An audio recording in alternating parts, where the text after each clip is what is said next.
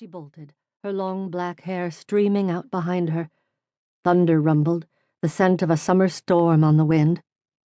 At the end of the lane she stopped, again too petrified to turn the corner, lest she find Philippe, or the blonde one, Henri, standing there waiting to catch her.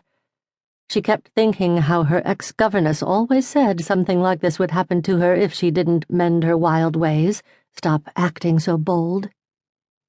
She vowed she would never be bold again, never flirt, never trust. Her chest lifted and fell, lifted and fell. They were coming.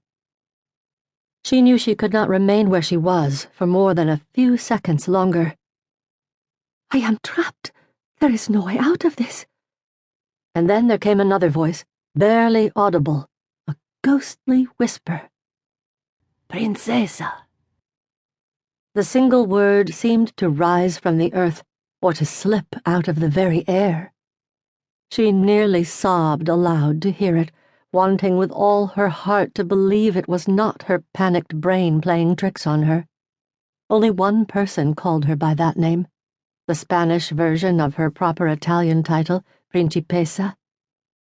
If ever she'd had need of him, it was now. Beautiful, black-hearted Santiago.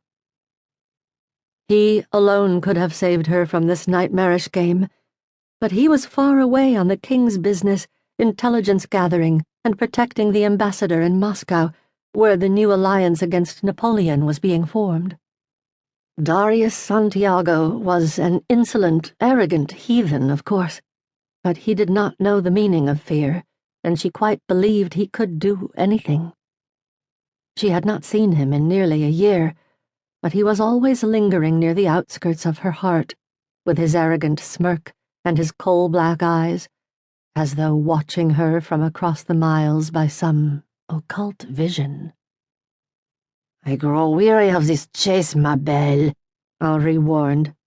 She saw movement through the rows, made out tousled blonde curls. She saw the Frenchman stop and cock his head, listening.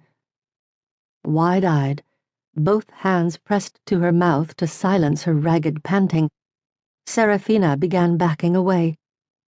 At a tug on her hair she almost screamed, whirling to find that one of her long black curls had merely snagged on the grasping bushes. "Princesa!" She knew she heard it that time, but how could it be? She froze, her gaze darting wildly. Could he know somehow that she was in danger? Could the bond between them still be so strong? And then she realized she felt him there, felt his strange, silent power all around her in the night, like the imminent storm. "Make your way to the center courtyard," the dark, airy murmur instructed her. "Oh, my God," she whispered, closing her eyes, almost sick with relief.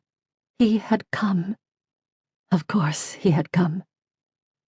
Even though he did not want her, even though he would never love her, she was of the royal blood and he was honor-bound to protect her. Darius Santiago was the king's most trusted man, a master spy and assassin. His loyalty to her father was absolute.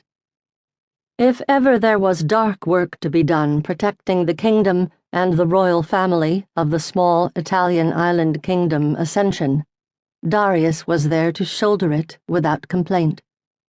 His presence here now made her realize there was even more to Philippe's attempt to abduct her than she had guessed.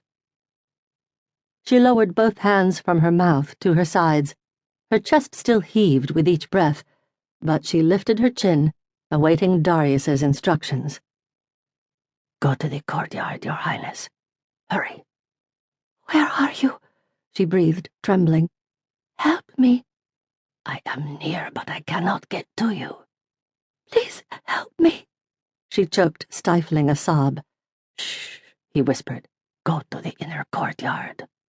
"I'm lost, Darius. I forget." Blinded now by the tears she had been staving off since Philippe had first seized her, she stared through the dense green lace of the hedge, trying to see him. "Stay calm, be brave," he softly instructed. "Too right."